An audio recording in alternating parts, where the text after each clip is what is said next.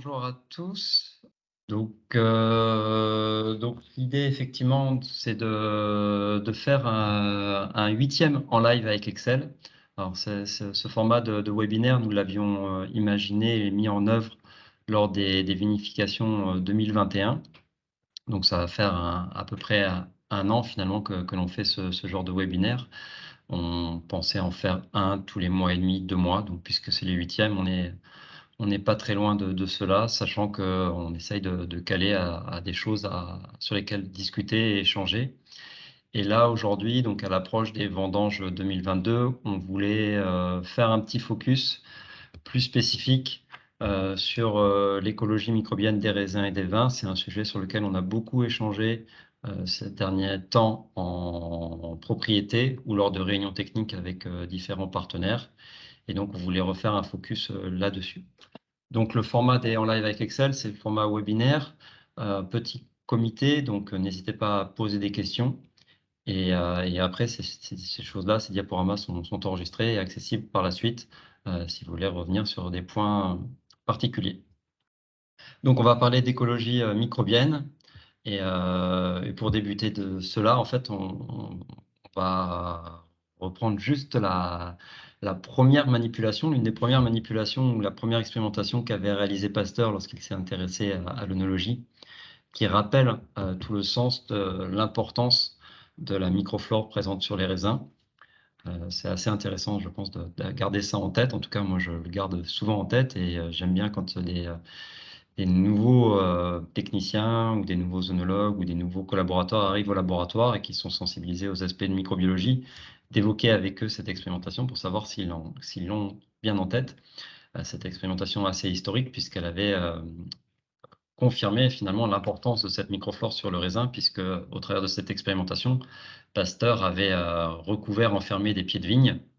Elle les avait isolés finalement du consortium environnemental et s'était rendu compte que ces raisins-là n'avaient jamais fermenté par la suite, d'où l'importance de cette microflore quand même présente sur raisin vis-à-vis des opérations œnologiques qui peuvent en découler et notamment des process fermentaires.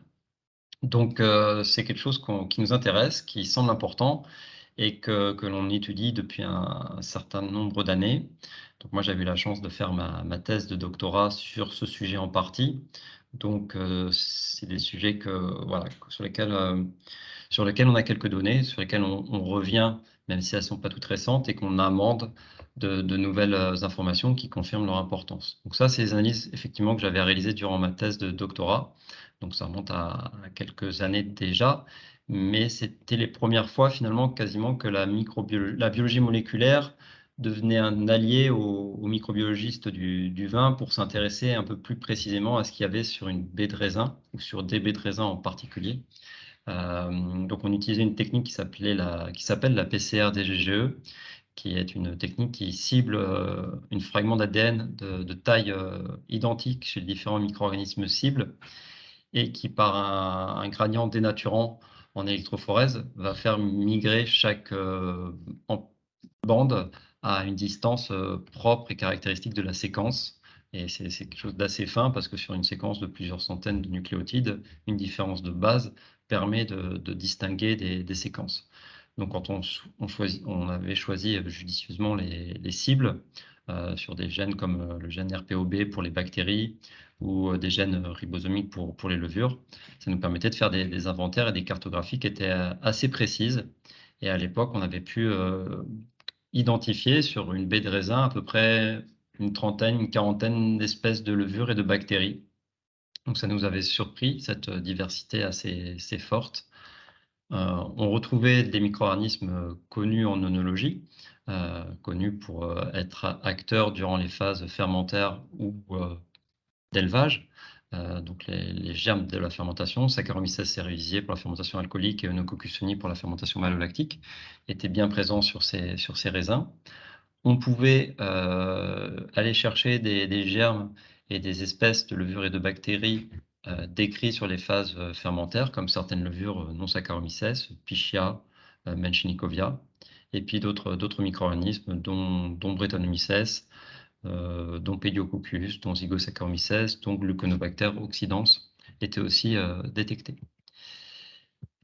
Ce qui nous avait marqué, c'était aussi des micro-organismes qu'on n'avait pas ou peu décrits, lors des phases, vinification et élevage, donc peu décrits dans le microcosme, œnologique et qui semblaient être très fréquemment présents sur baies de raisin, notamment la levure Oreobasidium pullulens, une levure qui est très, très présente, dans d'autres environnements, sur différents fruits. C'est une levure aussi qu'on va retrouver, par exemple sur les mérins de chêne lors du vieillissement sur parc.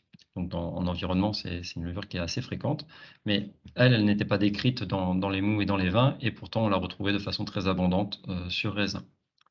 Donc à l'époque, à l'issue de ces résultats, on avait fait beaucoup de travaux bibliographiques qui nous avaient, amenés à émettre des hypothèses sur le fonctionnement de cette communauté microbienne et en faisant cette bibliographie, on avait vu qu'un certain nombre d'espèces présentes sur le raisin n'étaient effectivement pas décrites comme intervenant dans les mous et dans les vins, mais qu'elles devaient avoir leur sens et leur intérêt dans ce monde, dans cette communauté microbienne présente sur raisin. Puisqu'on avait vu que certaines espèces étaient capables de faire des gels, glucidiques en produisant des exopolysaccharides, donc des gels vraiment microscopiques, invisibles à l'œil nu, insensibles au toucher, mais présents et qui devaient permettre d'englober la communauté microbienne, au sein de cette matrice. L'englober pour la préserver probablement d'agressions environnementales, l'englober aussi parce que cette matrice pouvait être une source potentiellement de substrats et de nutriments, puisqu'on avait vu aussi que certaines espèces étaient connues dans la bibliographie pour produire des enzymes qui devaient certainement à la fois dégrader cette matrice glucidique, mais aussi peut-être déjà dégrader ou grignoter la pruine et la surface du raisin pour fournir la communauté microbienne des nutriments. Et on avait vu que certaines espèces, on a parlé d'Oreobasidium pullulens notamment, avaient été étudiées et décrites aussi dans la bibliographie pour avoir des possibilités de combattre d'autres germes susceptibles de s'immiscer et d'être un peu intrusifs dans cette communauté microbienne pour protéger le milieu. Donc c'était des hypothèses, hein, qui avaient été formulées et qui par la suite, on va le voir, avaient du sens et on s'était dit que cette communauté microbienne qu'on ne soupçonnait pas, devait permettre en partie la présence des germes, dits œnologiques, ceux qu'on allait retrouver par la suite dans les mous et dans les vins. Donc comme je l'ai dit, ces travaux, ils sont relativement anciens. On avait des techniques, de biologie moléculaire qui étaient plus précis, mais on a essayé aussi de regarder, de voir des choses assez simples et on se rendait compte que cette communauté microbienne a été très diversifiée, mais elle semblait aussi relativement fragile. Là, c'est des suivis d'effets ou de possibles effets sur les températures où on avait, d'un point de vue quantitatif, par numération, sur gélose, soit de jus dans lequel avaient macéré les baies, soit de solutions de lavage dans lequel on trempait les baies, permis de faire des quantifications des populations et on voyait que les températures, pouvait avoir une relative influence, que le lessivage par les précipitations pouvait également avoir une relative, influence. On voyait aussi, on percevait, une certaine résilience de ces populations, dans le sens qu'il y avait quand même une vélocité à revenir à des niveaux de population, comparables à ceux qui étaient avant le phénomène qui pouvait créer un biais ou une modification, comme notamment les précipitations. On voit que très rapidement après les précipitations, la communauté microbienne se redéveloppe, pour rétablir la population, le niveau de population qui était présent sur raisin avant précipitation. Donc souvent, des fois, on se dit: «Beh, on vendange, après une pluie, donc les baies sont lessivées». Voilà, oui, tout dépend un peu du fenêtre de tir, mais très, très rapidement quand même, la microflore, elle est capable de se redévelopper et d'être présente, à des niveaux de population, comme avant les pluies. On avait regardé aussi la sensibilité à certains produits, phytopharmaceutiques, toujours en utilisant la PCR DGE et c'était assez intéressant effectivement de voir des variations. Si on prend par exemple le cas de la bouillie bordelaise, on voit qu'une des espèces de candidats, après application, voilà, on ne détecte plus la bande. Donc on peut penser que, la bande était quand même très, très intense avant, donc elle devait être relativement majoritaire, cette espèce et que la bouillie, ben, elle doit être sensible à la bouillie puisqu'on la voit moins. Et inversement, sous cette bande-là, on voit apparaître des bandes qui étaient très faiblement présentes auparavant. Donc là, ces micro-organismes ne sont pas développés par l'application de la bouillie, bien évidemment, mais peut-être qu'eux étaient moins sensibles et que du coup, le déclin d'une des espèces majoritaires avant le traitement les a rendus plus détectables par la suite du traitement. Voilà, c'était le genre d'essai qu'on faisait il y a une quinzaine d'années pour essayer de comprendre un peu comment ça fonctionnait.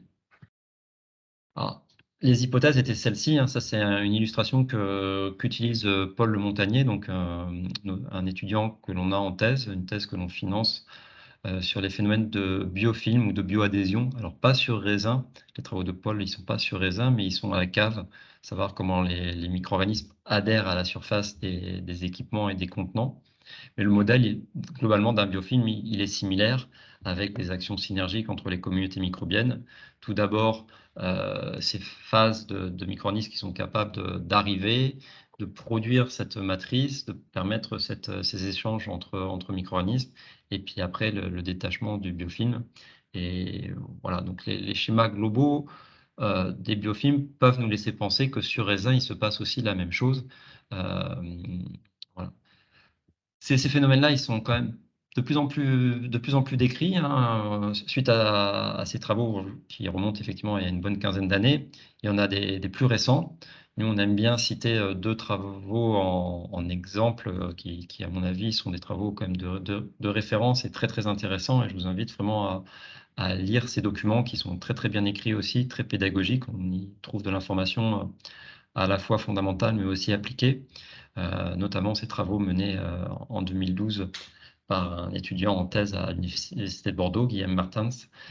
Et on voit qu'au gré des développements analytiques, le nombre d'isolats, de micro-organismes augmente en fait. C'est une des informations qui est intéressante déjà de tirer de tout cela, puisque je vous ai dit tout à l'heure qu'on avait été capable en 2005-2006 de détecter 30-40 espèces, 30 espèces de bactéries, 40 espèces de levures.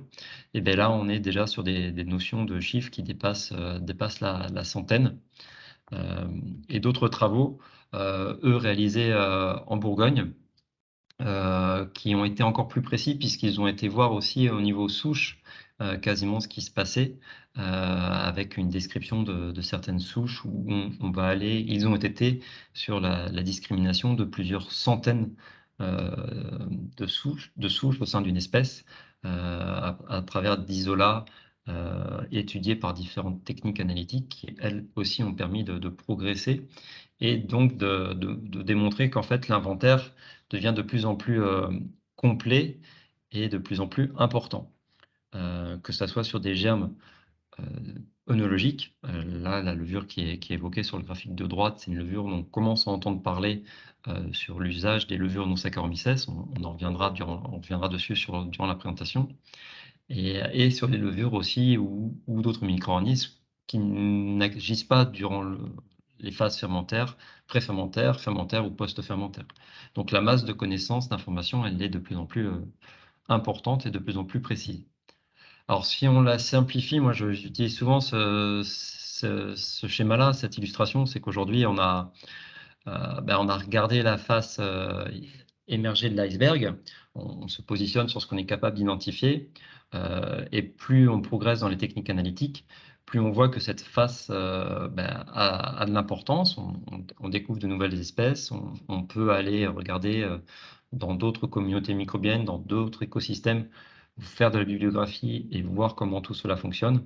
Et il y a encore cette phase qui est pas connue, tout simplement parce que les techniques analytiques ne permettent pas d'y accéder actuellement, et ce qui explique à chaque fois qu'une technique analytique, progresse et gagne en sensibilité, on découvre de nouvelles informations.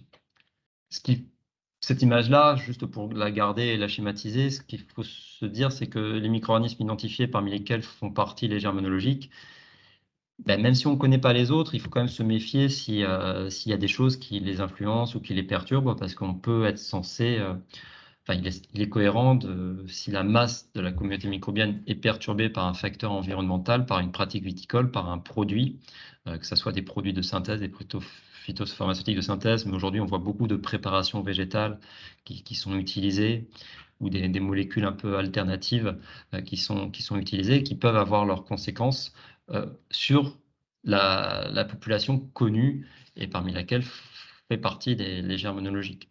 L'an dernier, pour pour illustrer ces propos, on a essayé de comprendre pourquoi la population bactérienne chez un de nos clients, à la fois dans le sol et sur raisin, avait baissé ces 2-3 derniers millésimes.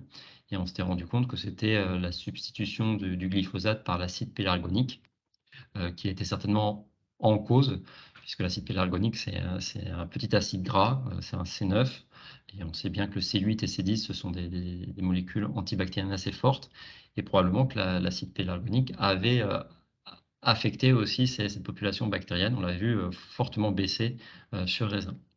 Donc c'est vrai que voilà, cette slide-là, elle est pas très, très scientifique. Elle est juste pour dire que tant qu'on connaît pas tout, il faut quand même essayer de réfléchir à tout ce qui pourrait modifier l'ensemble, pour ne pas affecter et biaiser les choses qui sont intéressantes et qui, par la suite, seraient nécessaires lors des vinifications.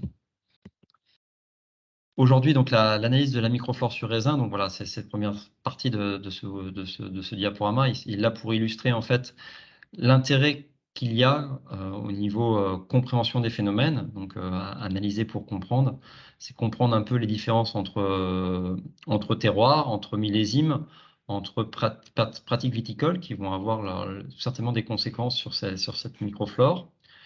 Quand on va un peu plus loin dans la bibliographie aujourd'hui, on voit, des éléments qui tracent et qui lient, heu, des micro-organismes présents, certains en tout cas, avec la santé globale du végétal, forcément avec la vie microbienne des sols. Il y avait des travaux aussi qui avaient, émis des corrélations ou des hypothèses de lien avec, l'activité de l'eau, donc le régime hydrique de ces ensembles, vignes, et on a aussi des travaux dans la bibliographie qui évoquent, l'opportunisme de certains micro-organismes par rapport à des sensibilités au gel, puisque le gel peut créer des fissures sur le végétal et il y a des micro-organismes qui sont très, très appétents et très, très opportunistes pour profiter de ça et ou pour, favoriser la mise en place de cela lors de températures, sensibles. Puisque ça va être un intérêt pour eux d'avoir ces lésions du végétal pour s'immiscer et on commence à avoir des données dans la bibliographie qui le montrent. Donc c'est des choses assez fondamentales, hein, j'en conviens, à quelques semaines des vendanges. Voilà, c'est des données qui sont très globales, mais qui nécessitent d'être étudiées et de le garder en tête pour comprendre progressivement ces phénomènes grâce à l'avancée des technologies et des systèmes analytiques. Alors pour être sur le concret, analyser, donc analyser pour comprendre, pour analyser pour agir maintenant, l'idée c'est de se dire: «Est-ce que déjà, à l'heure où on se parle, analyser la microflore présente sur le raisin au moment des vendanges peut apporter des outils décisionnels, des éléments d'observation concrets pour, décider, d'orientation technique ou de pratiques œnologiques à mettre en place à la cave lors des vendanges?» Alors nous, on pense que oui et on va essayer de vous expliquer pourquoi. Ce qui est intéressant de voir dans ces évolutions de population microbienne sur raisin, quand on regarde les germes majoritaires, c'est qu'on voit qu'au fur et à mesure de la récolte, il y a quand même une progression et une évolution, des proportions de telle ou telles espèces. Là, c'est un tableau qui concentre les proportions des principales levures et on voit globalement que plus on se rapproche des vendanges, plus les micro-organismes détectés en proportion significative vont être des micro-organismes qui vont nous parler ou qui vont qui vont potentiellement agir lors des fermentations. Vous voyez Ancidiaspora, Candida, Saccharomyces, voilà, on les voit sur les dernières lignes de ce tableau. C'est représenté par ce graphique où on voit la proportion de levures qu'on avait qualifiées, de fermentaires, c'est-à-dire capables de fermenter des petites quantités plus ou moins importantes de sucre, mais être capable d'enclencher des processus fermentaires, hem, progresser au fur et à mesure que le raisin, mûrit et à l'approche des vendanges, cette proportion devient significative. Donc ça a, pour nous, un sens de se poser la question au moment des vendanges: «Qu'est-ce qui est présent sur ma baie de raisin au niveau, levure et bactéries?» Même si la baie de raisin est saine, c'est-à-dire qu'on ne voit pas de développement de moisissures. Au niveau microbiologie, au niveau levure et bactéries, qu'est-ce qui est présent? Alors pour illustrer cet intérêt, on va revenir sur ce qu'on a observé lors du millésime 2021 qui est assez intéressant et représentatif des phénomènes que l'on peut potentiellement observer. Donc, généralement, ces observations, on les cumule au fur et à mesure de la saison. On va les commencer lorsque les premiers de raisins arrivent au laboratoire, que cela soit justement pour ces analyses de microbiologie ou tout simplement pour des contrôles de maturité, où on va en tirer de l'information. On a des protocoles, on travaille par lavage. Nous, on place les raisins dans une solution de lavage et déjà dans cette solution de lavage, on va faire un dénombrement de populations de levures et de bactéries, des populations de levures totales et de bactéries totales. Donc lors du millésime 2021, quand on prenait ces analyses début septembre, en tout début de campagne, sur un millésime qui n'était pas hyper précoce, donc début septembre, on était vraiment sur des analyses, heu, en amont des vendanges, dans la majorité des cas. On était déjà interrogés et interpellés par cette forte population, de levures sur les baies de raisin. On était à plus d'1 million de cellules par baie, ce qui était, considérable. Considérable parce que par l'historique que l'on a, de par les travaux que j'avais pu faire en thèse entre 2003 et 2007, puis ceux qu'on a pu maintenir et continuer par la suite, ça nous permet d'évaluer ce 10 puissance 6 sans avoir l'historique, on peut l'interpréter dans tous les sens. Ce qu'on voit, c'est quand même que 10 puissance 6, ça reste parmi les millésimes où on a la plus forte population de levures par baie de raisin. Donc on fait ces analyses-là progressivement au cours de la campagne et ça nous donne ces informations. Donc vous avez parlé d'analyses faites début septembre. Là, ce sont des analyses mi-septembre où on voit qu'on a dépassé le 10 puissance 6 sur le millésime 2021. On voit, alors bon, c'est en échelle logarithmique, donc les écarts types sont aussi concernés par cette échelle-là. Donc ça paraît des écarts types de facteur 10, 100, voire 1000.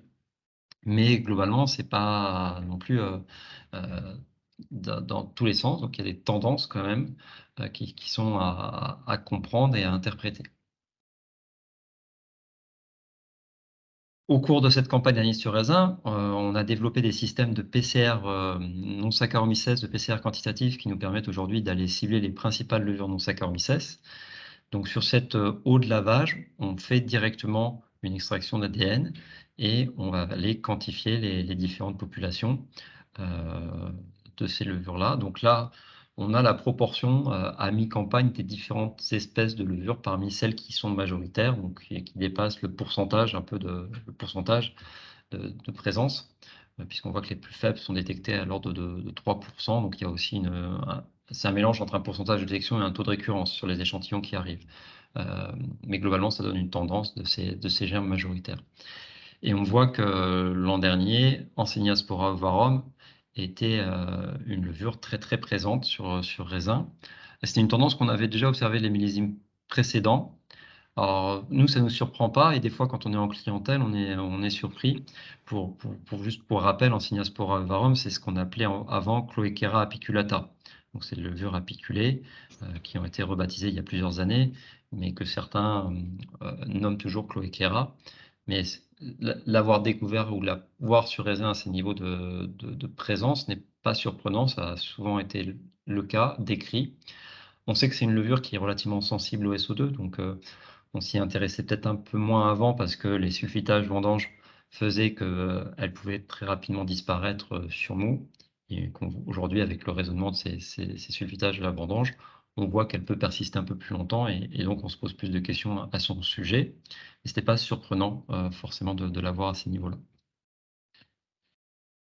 Sur le mi-septembre, ce qu'on avait vu, c'est qu'on avait très, très peu de bactéries sur raisin. Alors là, pour le coup, il y a un écart type qui est assez élevé sur le millésime 2021. On va le voir un peu plus précisément par la suite, mais c'est vrai qu'on était, voilà, début de campagne, on était plutôt autour de 10 puissance 3 et par la suite, on a baissé en population et ce qui était assez remarquable, sur ce millésime-là, notamment pour une relative majorité d'échantillons qui provient du quart sud-ouest de la France, puisqu'on est, comme vous le savez, basé à Bordeaux. Donc on analyse pas mal d'échantillons venant de Bordeaux, de Charente, du Gers éventuellement. Mais sur cette façade atlantique, après la mi-septembre, il y a eu quand même pas mal de pluies, qui ont participé aussi certainement à faire évoluer cette microflore. Et en fin de campagne, on avait 2 cas de figure où on avait des populations de levures qui avaient continué à progresser pour atteindre jusqu'à 10 puissance 8 cellules par B. Alors là, il y a une petite erreur de ma part, 18 puissance 8 cellules par B et pas par millilitre. On en parlera après. Généralement, quand on est à 10 puissance X cellules par B, on va être à 10 puissance X-1 cellules par millilitre. On perd un petit facteur 10 entre les deux quantifications, mais c'est très, très approximatif et ça nécessite d'être fait sur mou par la suite. Mais le premier cas de figure était ces raisins où les populations de levure avaient continué à augmenter et dans l'immense majorité des cas, c'était Ensenia spora ovarum qui s'était développé. On avait atteint des populations très, très élevées sur raisins. Et dans l'autre cas de figure, on avait vu des populations de bactéries et quand on les regardait au microscope, on voyait bien que c'était des bactéries acétiques qui s'étaient développées et qui montaient à des niveaux de population plus élevés. Alors de façon très caricaturale, les deux cas de figure, c'était le premier cas de figure, c'était des raisins qui continuaient à grossir et qui restaient très intacts. Donc on pensait que c'était la surface d'adhésion qui était assez permissive avec l'espèce majoritaire, donc Ancinia varum. Et dans le deuxième cas, c'était des raisins qui, sans être abîmés, donc tout à fait vendangeables, entre guillemets, et tout à fait valorisables, on voyait qu'ils étaient un peu plus stressés et il est probable qu'à l'échelle microscopique, des lésions de la prune et autres apparaissaient. Et ça, les gluconobactères sont très très friandes de ça puisqu'elles vont aller chercher le réservoir sucre de la baie pour se développer, pour oxyder ces sucres pour se développer. Et le bon indicateur qui était lié à ça, c'est que les raisins concernés par le deuxième cas de figure présentaient souvent des teneurs en acide gluconique qui n'étaient pas nuls. Donc, excusez-moi. Donc, globalement, si on fait la photo du millésime 2021, sur la fin de campagne, on était sur des populations très élevées en levure, dans une grande majorité des cas, et des populations de bactéries extrêmement variables. Donc, c'est des informations qu'on va garder en tête quand on va parler sur la fin de la présentation, de comment tirer ces informations pour essayer d'orienter les choix techniques de la gestion des fermentations.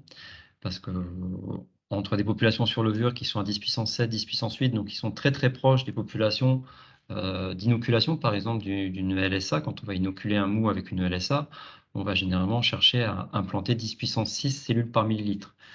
Donc tout à l'heure, je vous ai dit que une population sur raisin, on pouvait la baisser d'un facteur 10 pour la lier au mou, pour faire la filiation entre raisin mou, un mou qui découle d'un raisin, il y a environ 10 fois moins de levure qu'il y avait sur raisin, mais si on est à 10 puissance 7, 10 puissance 8 et qu'on divise par 10, on arrive globalement à ces 10 puissance 6 que l'on veut implanter par ailleurs. Donc on comprendra assez facilement qu'il peut se créer des phénomènes d'antagonisme, de compétition pour occuper cette nouvelle niche écologique qui est le mou, de par cette microflore présente sur raisin.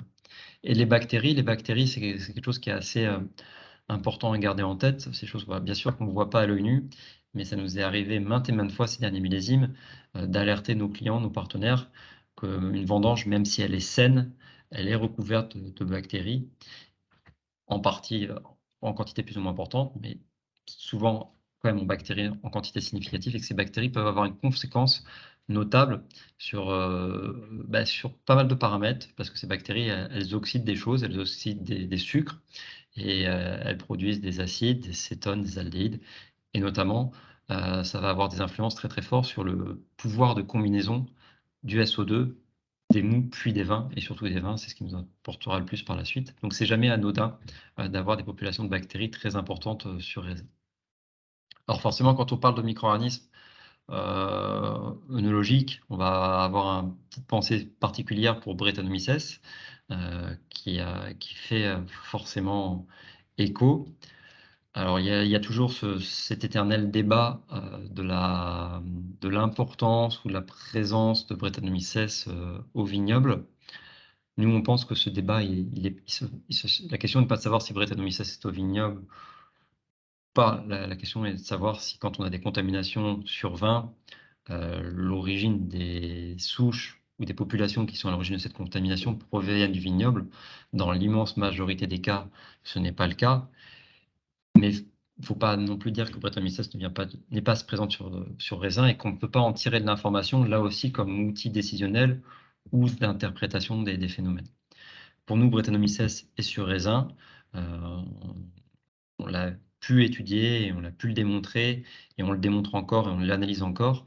Alors la petite subtilité par rapport à l'analyse qu'on a évoquée précédemment qui consistait à placer les baies de raisin dans une solution de lavage, c'est que pour Brettanomyces, comme elle est présente de façon très minoritaire, ces baies de raisin, on ne les met pas dans une solution de lavage, on les met dans une solution d'enrichissement qui va faire que Brettanomyces va pas forcément se développer, mais en tout cas va rester, alors que ce milieu-là va être contraignant pour d'autres espèces majoritaires qui peuvent masquer la détection de Brettanomyces, et ça permet de la rendre détectable par ces phénomènes-là. Donc voilà, nous on est persuadé que la Brettanomyces, des souches de Brettanomyces sont présentes sur raisin. On ne dit pas que ces souches-là vont être celles qui vont contaminer les vins par la suite, mais par contre, c'est intéressant de se poser la question de leur présence. Et si on fait un peu d'écologie microbienne au sens un peu physiologie, on pense même que ce raisin, c'est la niche écologique originelle des raisins. Parce qu'en fait, dans la nature, les composés volatiles, comme les phénols volatiles, ce sont des molécules qui sont impliquées dans les phénomènes de communication.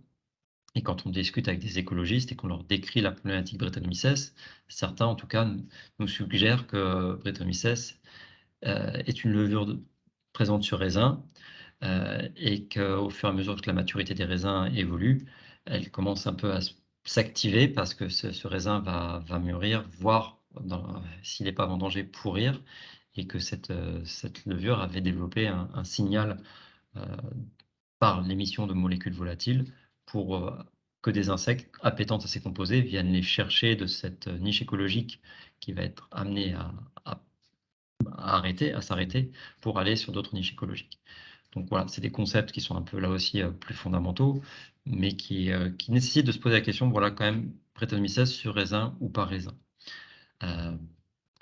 Ça, c'est des travaux qui avaient été réalisés par Pascal Berbin lorsqu'il était en thèse à l'Université de Toulouse.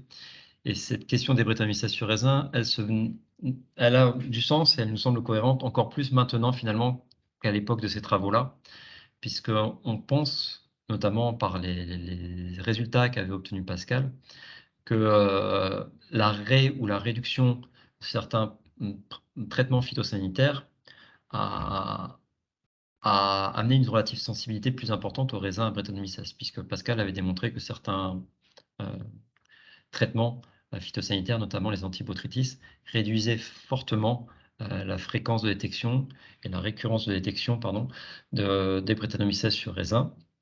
Donc on peut penser aujourd'hui qu'avec le raisonnement de ces intrants-là et voir leur réduction, on a des raisins qui supportent potentiellement plus de Brettanomyces que par le passé. Et c'est ce qu'on observe en faisant ce cumul des millésimes. Voilà, là aussi depuis 2003, on cherche à Brettanomyces lors des analyses sur raisin. Alors par l'analyse directe, ce qu'on appelle l'analyse directe, c'est l'analyse directe sur les eaux de lavage. Alors, il y a eu des petits biais, parce que en fait, longtemps, on s'est posé la question: est-ce qu'on utilise des eaux de lavage ou est-ce qu'on écrase les raisins et on les fait macérer dans leur propre jus, dans des conditions stériles, pour que ce jus lessive lui-même les pellicules et les baies, comme ça peut être le cas lors d'un encuvage. Donc, il y a certains millésimes, on a plus travaillé en lessivage et d'autres en macération. Mais globalement, l'analyse directe, c'est soit l'analyse sur l'eau de lavage, soit sur le jus de macération. L'analyse indirecte, c'est justement quand on prend ces baies de raisin et qu'on les met dans un milieu d'enrichissement. Donc les 2 premières années, on n'avait pas développé la technique, donc ça n'a pas pu être étudié. Et ces dernières années, on rajoute à ces analyses-là le test TIBRET, donc qui est un test par PCR quantitative, par analyse des courbes de fusion, qui nous permet de déterminer le pourcentage de souches triploïdes résistantes au soufre parmi cette population de Brettanomyces. Donc, il y a plusieurs cas de figure. Il y a le cas de figure où on n'arrive pas à détecter, comme les millésimes 2007-2008 de Brettanomyces, que ce soit par analyse directe ou indirecte.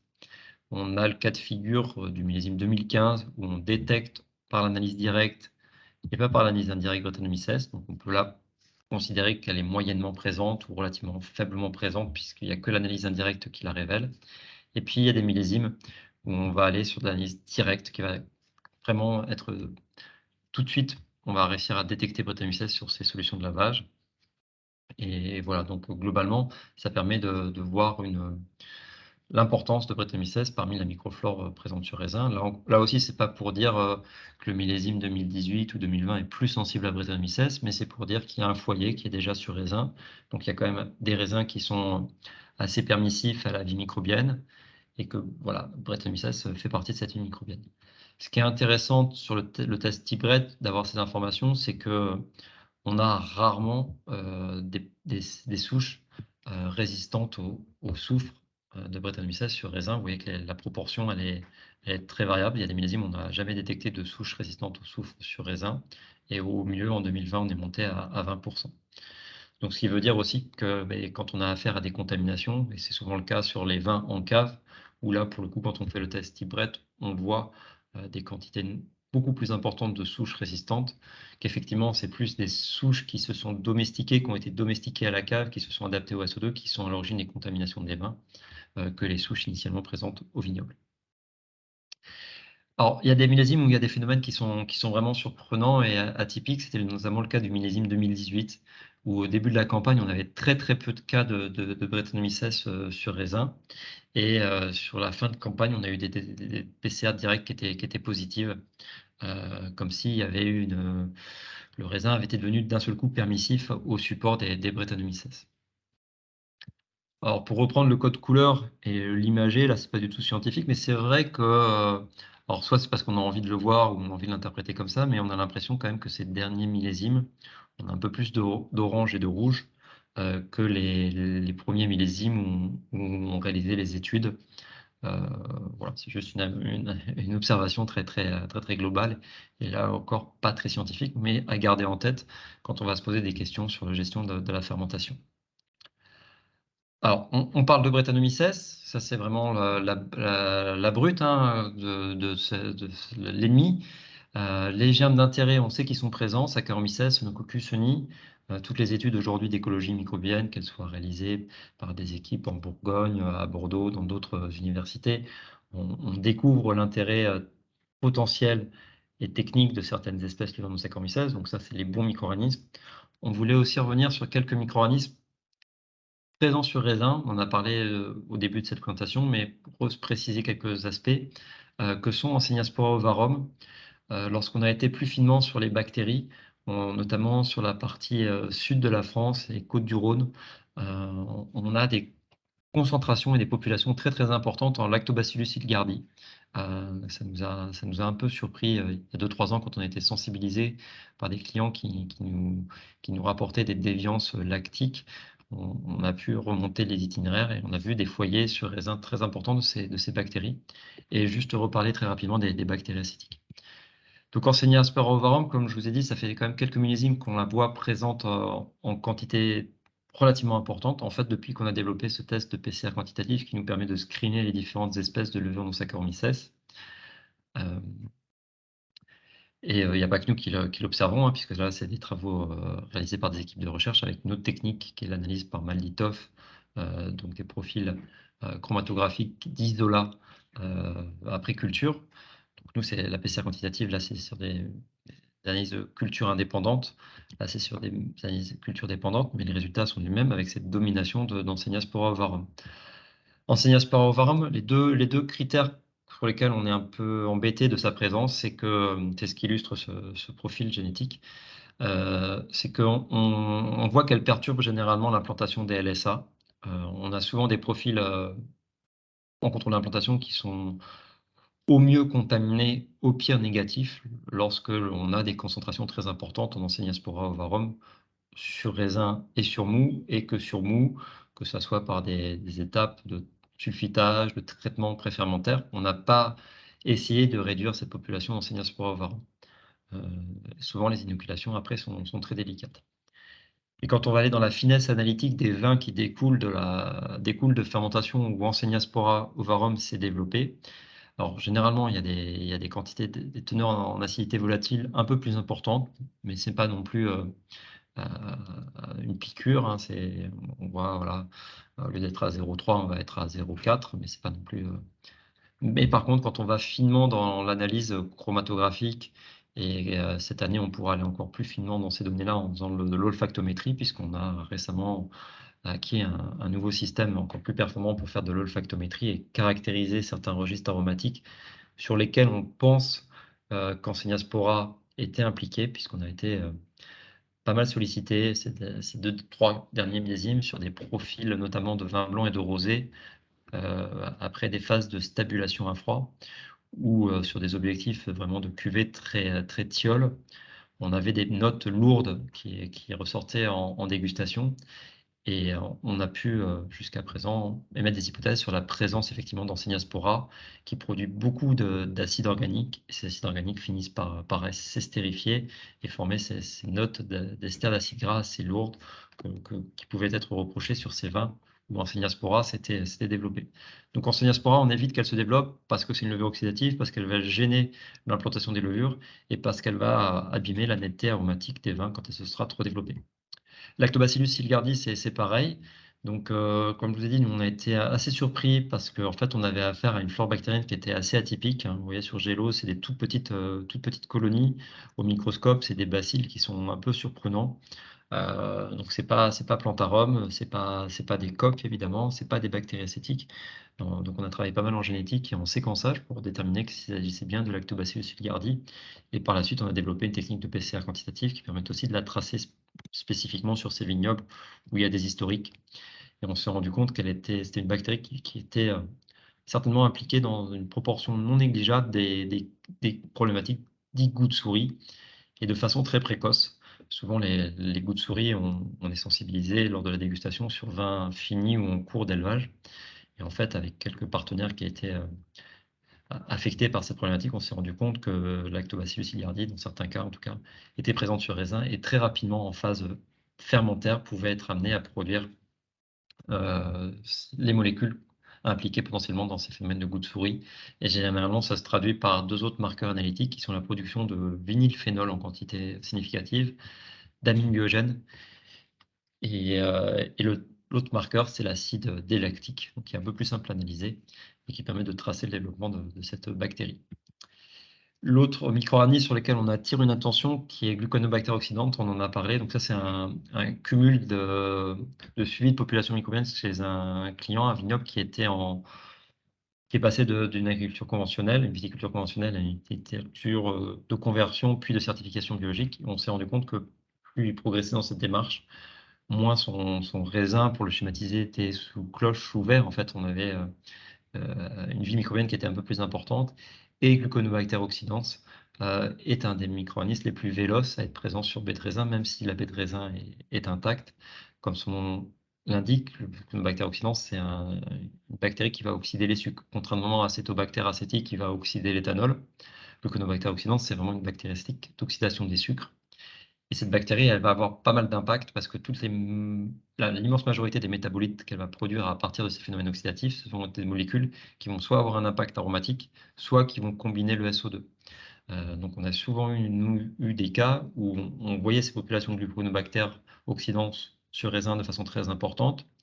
Le viticulteur, soit par choix, soit par objectif, ne voulait pas sulfiter la vendange aussi parce qu'elle lui paraissait saine à l'œil nu.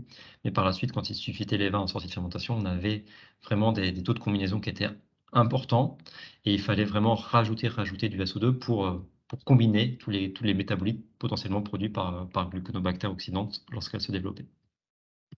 Donc cette partie en noir qui sont un peu les intrus hein, de ce consortium présent sur raisin, et voilà, il faut les garder en tête et c'est pour ça que cette analyse sur raisin, elle a aussi son sens pour évaluer ces niveaux de population, pour évaluer ces risques, notamment en termes d'Enseniaspora, Varroa, Lactobacillus silgardi, Gluconobacter oxydans. Donc sur les eaux de lavage, on peut faire des PCR ciblés, on peut regarder au microscope. Enseniaspora, Varroa, ça se voit très, très bien au microscope, hein, à tel point qu'on a certains partenaires qui ont intégré le microscope dans leur cave et qui font régulièrement des contrôles, notamment lors de phases préfermentaires ou de macération carbonique. Voilà, c'est ce genre d'itinéraire un peu sensible. Enseigne Asperovarum, on la voit très très bien au microscope. Et faire attention à ces micro-organismes parce qu'ils peuvent affecter le déroulement des dynamiques fermentaires, abîmer la netteté aromatique des vins produits et avoir l'effet boomerang sur la stabilité des microbiologiques des vins, puisque lorsqu'on voudra sulfiter, une partie de ce SO2 va être utilisée par les composés combinant le SO2 produit par ces espèces. Mais parmi ces germes présents sur raisin, il y en a certains qui offrent de nouvelles voies et ce sont des concepts qui sont très, très intéressants, sur lesquels on essaye de suivre le dynamisme des équipes de recherche et des fournisseurs de levures parce qu'on a vraiment une émulation qui est quasi inédite, hein. Très fréquemment, on voit de nouvelles découvertes, de nouvelles observations.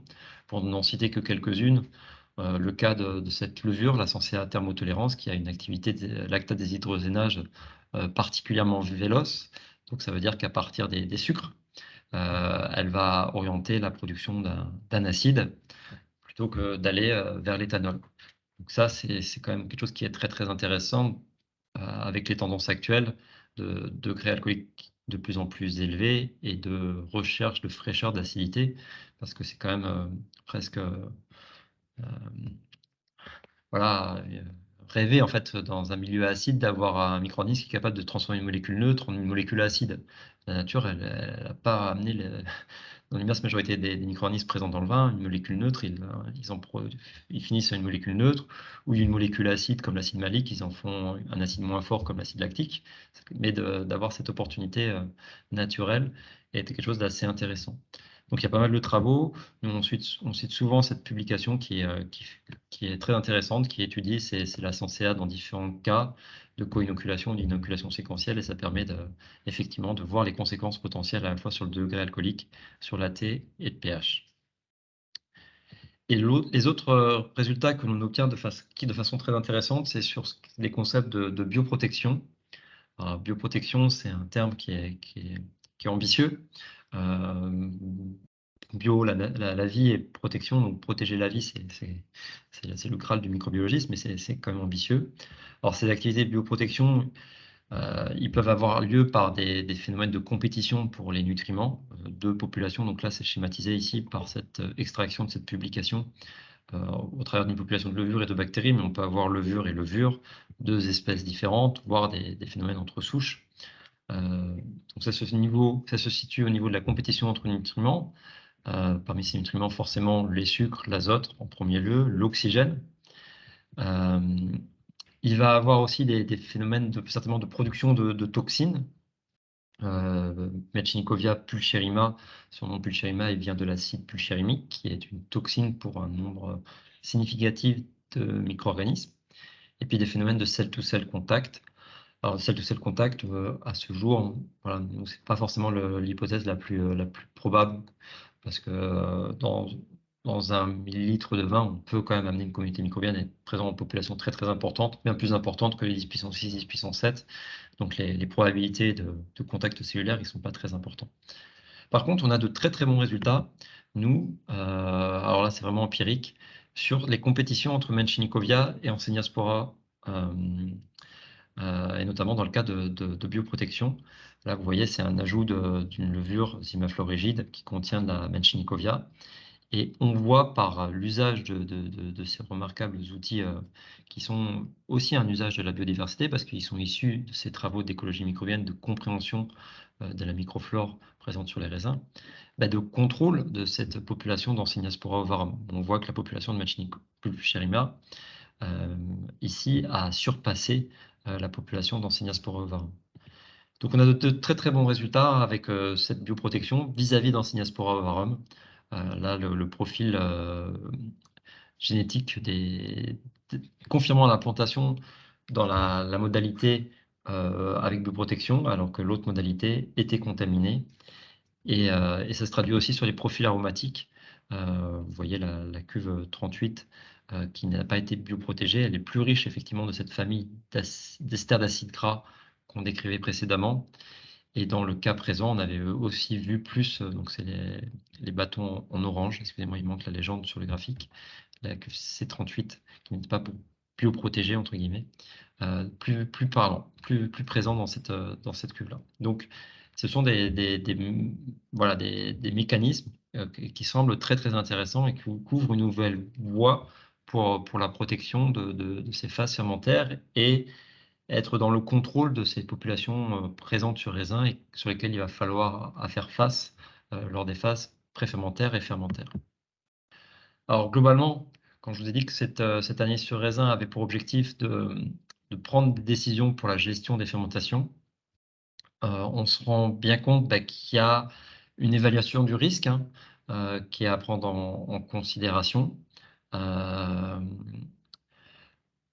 Un processus sécuritaire, c'est d'utiliser des LSA et de raisonner leur utilisation en fonction de la quantité à utiliser, du stade à utiliser.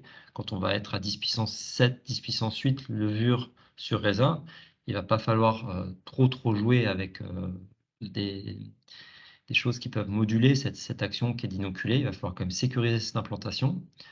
Le recours à ces levures non Saccharomyces qui peuvent aider à la bioprotection, donc qui vont contribuer aussi à sécuriser les choses. Et puis c'est vrai que plus on va être dans le déroulement spontané de cette fermentation à partir des micro-organismes sur raisin, plus on va être sur une phase risquée entre guillemets, et d'où l'intérêt de ces analyses pour aussi estimer ces risques. Le graphique que je vous ai montré des populations sur levure sur raisin, depuis 2003, on a fait des moyennes. Alors là aussi, c'est pas très scientifique, hein, parce que moyenner des millésimes qui n'ont rien à voir, ça n'a pas trop de sens.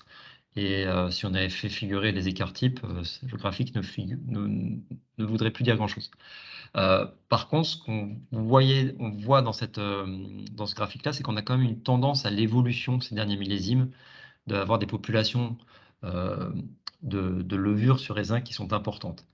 Et face à ce graphique-là, à droite, vous avez un tableau qui a plusieurs, voilà, qui a un certain nombre d'années, lié à des travaux de Delteil, sur les probabilités d'implantation du NLSA par rapport à la population de levure indigène.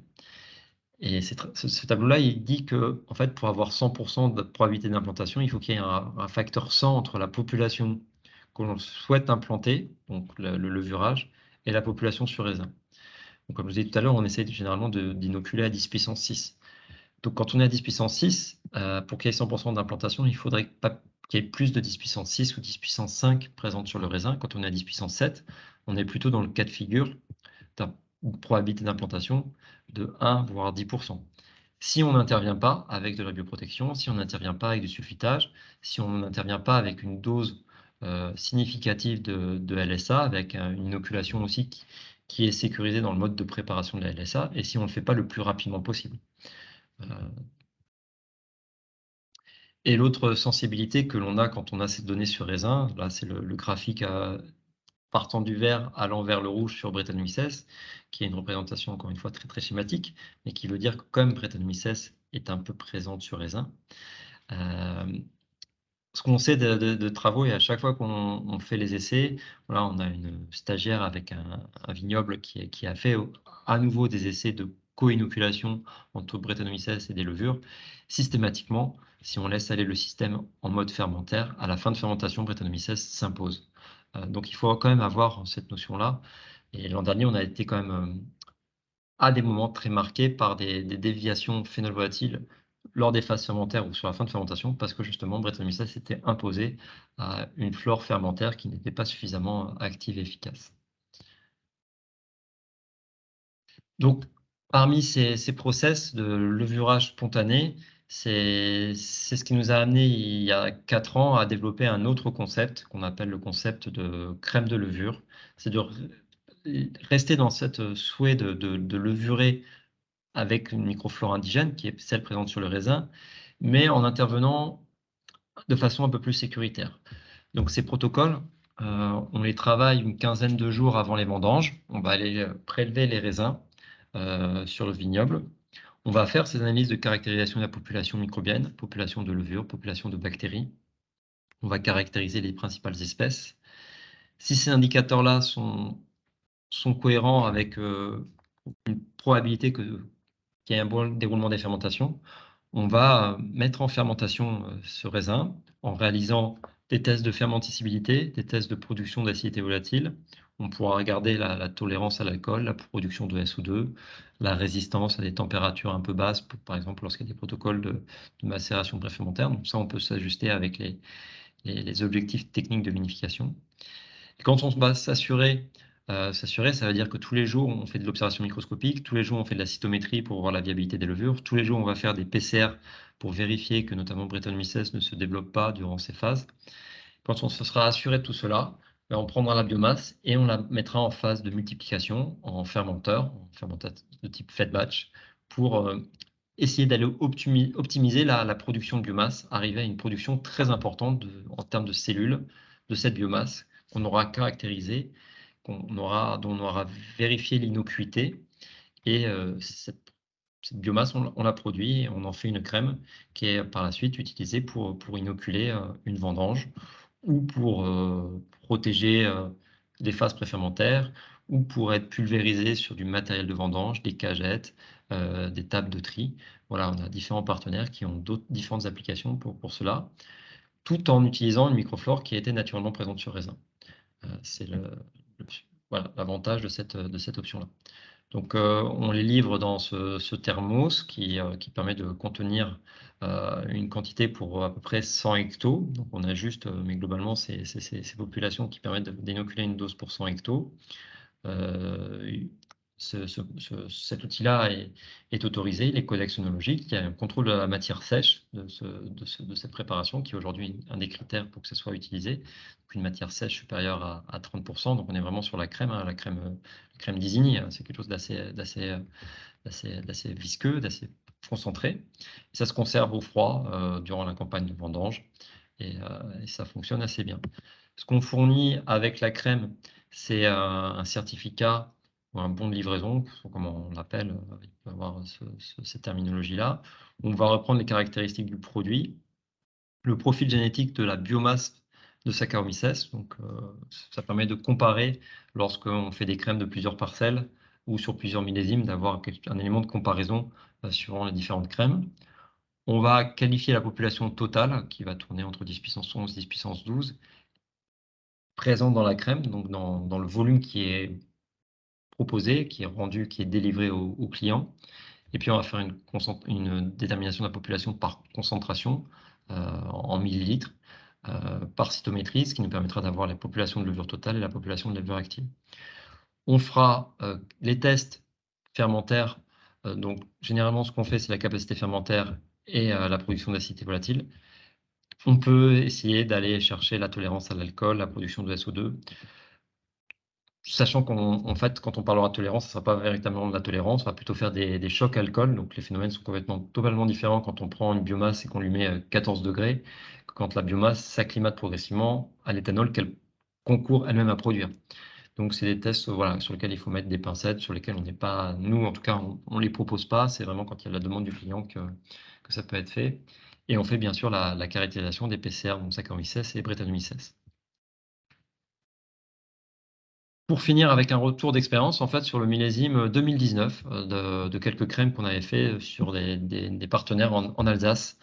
On avait eu la chance de faire le club des levures alsaciennes, on avait appelé ce groupe de travail, en partenariat avec le Cillier de Mulbar. On avait fait ça avec différents vignobles, et on voyait déjà que sur raisin, en fait, sur des vignobles qui n'étaient pas très éloignés des uns des autres, on avait des tendances totalement différentes. Par exemple, le vignoble H, il y avait des proportions, plus de bactéries que de levure. Alors quand c'est comme ça, ben, c'est compliqué d'orienter vers la crème, surtout que nous, on ne veut pas utiliser d'antibiotiques, on n'utilisera pas d'antibiotiques. Ce qu'on utilisera, c'est la gestion de l'aération et du SO2 pour essayer d'avoir des phénomènes de sélection, voire des ajouts d'alcool. On n'utilisera pas d'antibiotiques. Donc quand on a plus de bactéries que de levure, c'est plus difficile à guider vers la crème. Donc on n'avait pas pu faire de crème avec ce client-là. Par contre, avec les 3 autres, on avait obtenu des crèmes avec des populations totales qui étaient variables, qui découlent voilà, de la spécificité de chaque crème. Des tests fermentaires ou de fermentabilité qu'on avait pu faire, qui permettaient de caractériser, le tout étant pas d'être exhaustif, mais de pouvoir échanger avec le vigneron, son œnologue, sur des choses qui nous pourraient être voilà, débattues, questionnées, réfléchies avant d'utiliser la crème. Par exemple, le vignoble D, la crème était un peu moins bonne que les autres, donc c'est intéressant de le savoir et de prendre une décision ensemble de l'utiliser ou pas. Après, on a les profils majoritaires des souches Saccharomyces, donc là c'est sur biomasse totale.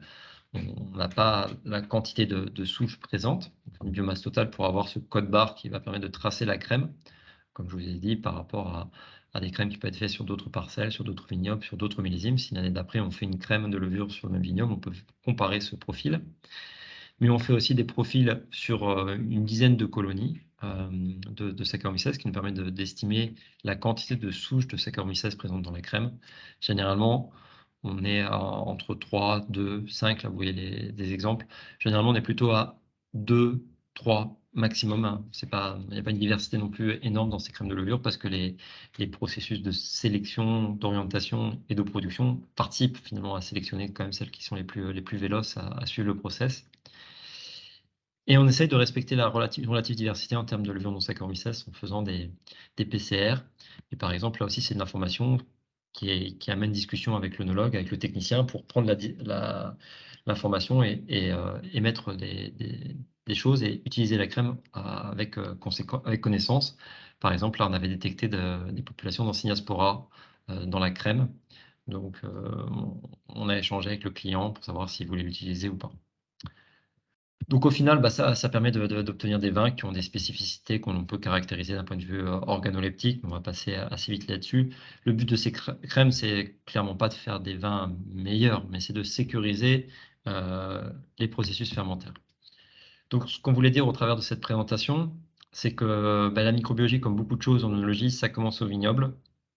Qu'au vignoble, ces dernières années, il y a beaucoup de changements qui ont eu lieu, que ce soit des changements, subis comme l'évolution du climat, des accidents, aussi de climat ou, des changements de pratiques viticoles, de pratiques d'enherbement, de pratiques d'application de produits et forcément tout ça, ça modifie et ça impacte la microflore qui est présente sur le raisin. On pense que les analyses microbiologiques du sol, voire des parties végétales, mais donc des raisins, sont intéressantes. Elles sont possibles, des techniques plus ou moins sophistiquées, mais elles sont possibles, intéressantes et probablement utiles pour être, aussi des outils décisionnels pour assurer le succès de la fermentation.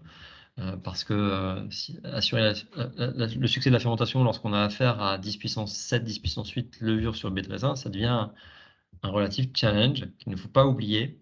Donc ça va nécessiter de se poser la question de sécuriser l'emploi de la LSA lorsque ce protocole sera choisi.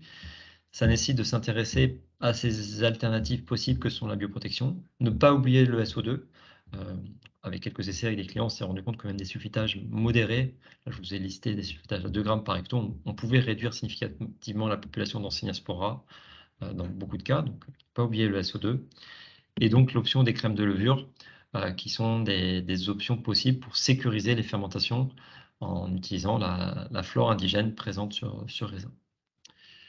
Donc nous, on va commencer les analyses microbiologiques, dès, début août, puisqu'on a des vignobles, on travaille pas mal dans le sud de la France, et sur des vignobles assez précoces, notamment qui sont suivis par, notre référente technique basée à Narbonne, Doriane. On va commencer les suivis sur raisin dès la semaine prochaine. Et on va commencer à accumuler ces données-là, donc on verra comment on les transfère et on les communique et on aura une vision de cette population microbienne qui sera certainement différente de celle du millésime précédent puisque les conditions sont totalement différentes et on va commencer le travail de production des crèmes de levure aussi, très, très rapidement. Donc voilà, merci à tous pour votre présence. J'espère que ce sont des données qui vous ont intéressé. Bon, ça fait déjà 1 heure et demie qu'on parle, alors que normalement les schémas de en live avec Excel sont un peu plus courts. Donc moi, ce que je vous propose, c'est, bah, d'arrêter là et ne pas hésiter à nous envoyer vos questions, par mail ou par téléphone et qu'on puisse continuer à échanger sur ces phénomènes-là et sur ces paramètres-là, à l'approche, de ces vendanges. Voilà. Bah, merci encore pour votre présence. Je vous souhaite un excellent été et à très vite donc pour, discuter, population microbienne sur raisin. Merci, à bientôt, au revoir.